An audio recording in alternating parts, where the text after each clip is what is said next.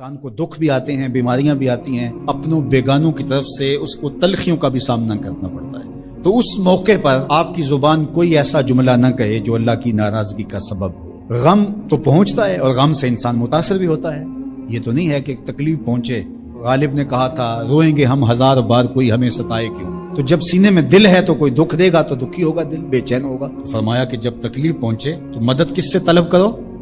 صبر سے، کہ اللہ مجھے توفیق صبر دے۔ روایت ہے کہ سلمان رضی اللہ تعالی عنہ حاضر ہوئے اور ان کے چہرے کے اوپر کوئی ایسے آثار تھے کہ جس کا بہت بڑی پریشانی ہو، تو ان کو کہا کہ تمہارا جو دکھ ہے وہ اس کو کہو جو دکھ کا مداوع کر سکتا ہے، غم اسے کہو جو غم خار ہو، جو غم خار ہی نہ ہو سے غم کہنے کا فائدہ۔ بعض کا لوگ خام خواہ بے چین ہوتے کہ میرے کو پوچھے تمہیں کیا ہے، چہرے کے اوپر جو ہے وہ خشونت سجائے، چہرے کے اوپر جو ہے وہ اداسی سجائے۔ آپ کو صدمہ پہنچے تو بعض کا ٹھیک ہے، انسان بے بس ہو جاتا ہے، اس کے چہرے بشرے سے اس کا ظہور بھی ہوتا ہے، لیکن کچھ ایسی چیزیں جو چھپائی جا سکتی ہیں اس کو چھپائیں۔ ہنس کے پی جا تلخی ایام کو ناصر، غم کے سہنے میں بھی قدرت نے مزہ رکھا ہے، غم برداشت کریں، اندر اتار دیں اس کو، اس کا اجر رکھا گیا ہے، اس کا صلہ بتایا گیا۔ تو ہر چھوٹی چھوٹی بات کو لوگوں سے شیئر کرنا یہ نہیں ٹھیک ہے، کبھی آپ کوئی ایسی بات ہو آپ کر بھی سکتے ہیں، لیکن ہر وقت جو ہے وہ اکتائے ہوئے رہنا اور میں پریشان ہوں، میں پریشان ہوں، میں دکھی ہوں، میں دکھی ہوں، تو کیا وہ دکھ ختم ہو جائے گا؟ لوگ مہندی سجائیں گے تیرے لہو سے، لوگ مہندی سجائیں گے تیرے لہو سے، زخم دل کے نہ دکھاؤ کسی کو۔ لوگ تو اس سے طرح مذاق بھی اڑائیں گے، اور جب تم ہنستے ہو تو زمانہ تمہارے ساتھ ہنستا ہے، اور جب تم روتے ہو تو زمانہ تمہارے ساتھ نہیں روتا۔ اس لیے یہ آنسو بڑے قیمتی ہیں، وہی بہاؤ جہاں شان کریمی موتی سمجھ کے چن لے۔ یوں ضائع نہ کرو، یوں ان کو برباد نہ کرو، لوگوں کے سامنے رسوا نہ کرو اپنے آپ کو۔ تو صبر کے دامن کو تھامو، ایک تو تلقین یہ کی گئی، اور دوسرا کہا والصلاۃ، اور نماز کے ساتھ اللہ سے مدد طلب کرو۔ حضور علیہ السلام جب بھی کسی مشکل میں مبتلا ہوتے تو حضور نماز کے لیے کھڑے ہو جاتے، اور میں نے خود کئی مرتبہ تجربہ کیا ہے، جب کوئی تکلیف پیدا ہو تو آپ نماز پہ کھڑے ہو جائیں، تکلیف میں تخفیف پیدا ہو جاتی ہے۔ اور بدر سے سخت دن کیا ہو سکتا تھا جب کافر پورے لاؤ لشکر کے ساتھ آ گئے، اور حضور کے لیے عریش ایک چھپر بنا دیا گیا، اور آقا کریم وہاں مصلی بچھائے ہیں اور رب کے حضور کھڑے ہیں۔ مشکل کے وقت جب کوئی سبب نہ رہے تو اس کے حضور آ جاؤ، وہ تمہاری ضرورتوں کا کفیل ہے۔ وَإِنَّهَا لَكَبِيرَةٌ إِلَّا عَلَى الْخَاشِعِينَ، اور یہ بہت بھاری ہے نماز پڑھنا اور صبر کرنا، لیکن جو اللہ کا خوف سینے میں پالنے والے لوگ ہیں، رکھنے والے لوگ ہیں، ان کے لیے مشکل نہیں ہے۔ بچے کو صبح اٹھائیں آپ نماز کے لیے تو وہ اٹھتا ہی نہیں ہے، بار بار کہہ کے اس کو اٹھانا پڑتا ہے، اور اس نے سوات کی سیر کے لیے جانا ہو اور دوستوں کو ٹائم دیا ہو، تہجد کے وقت ہی تیار ہو کے بیٹھ جاتا ہے۔ اس کا مطلب ہے کہ اس کو نماز کا شوق نہیں ہے، اس کا شوق تھا، جس کا شوق تھا اس کے لیے اٹھنا بھاری نہ ہوا۔ میرے والد گرامی سے کسی نے کہا جی جاگ نہیں آتی، تو فرمانے لگے صبح منڈی جانا ہو تو جاگ آ جاتی ہے، کچہریوں میں تاریخ ہو تو یاد آ جاتی ہے۔ منڈی جانا یہ تمہاری بدنی ضرورت ہے، بچوں کے پالنے کے لیے، اپنی ضرورت کے لیے۔ کچہریوں میں جانا خوف ہے، نہ گیا تو میرے خلاف فیصلہ ہو سکتا ہے، تو تمہیں نہ امید ہے اللہ سے اور نہ اس کا خوف ہے، تو پھر کیسے جاگ آئے؟ اور کسی نے کہا کہ حضور نماز پڑھنا چاہتا ہوں، جاگ نہیں آتی۔ اللہ اکبر، کہنے لگے ارادہ اگر پکا ہو تو نیند نہیں آتی، بار بار اٹھ کر ٹائم دیکھتے ہیں وقت تو نہ گزر جائے۔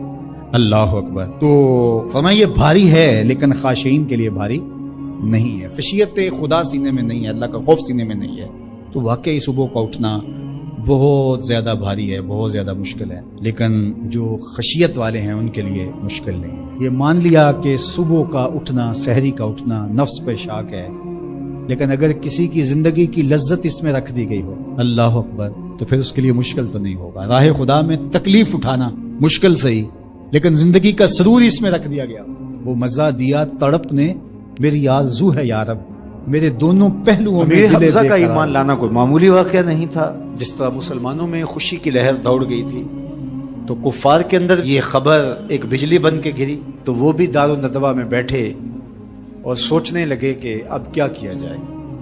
آج ایک حمزہ بن عبد المطلب گئے ہیں، کل کوئی اور چلا جائے گا تو یہ تو طاقتور ہو جائیں گے۔ عمر بن خطاب مجلس میں موجود تھے، کہا تم قصہ چھوڑو، یہ کام میرے ذمہ رہا، میں بانی اسلام کی زندگی کا چراغ ہی بجھا دیتا ہوں۔ روز روز کا قصہ ہی تمام ہوتا ہے، تلوار حمائل کی اور ارادہ قتل سے گھر سے نکلتے ہیں، تقدیر ہنس کے کچھ اور ہی بول رہی ہے۔ سودا لینے کے لیے بازار گئے، سودا لینے کے لیے بازار گئے، ہاتھ اس کے بکے جس کے خریدار گئے۔ تلوار حمائل کی ہے، بانی اسلام کی زندگی کا چراغ بجھانے کی آرزو ہے۔ گھر سے نکلتے 22 سال کی عمر ہے، جوانی ہے، بانکپن ہے، چہرے پہ جلال ہے، خطاب کا جری جواں بیٹا ہے۔ راستے میں ایک صاحب ملے، دیکھا اور کہا کہ کیا تیور ہیں اور ارادے کدھر کے؟ کہا چراغ اسلام بجھانے جا رہا ہوں۔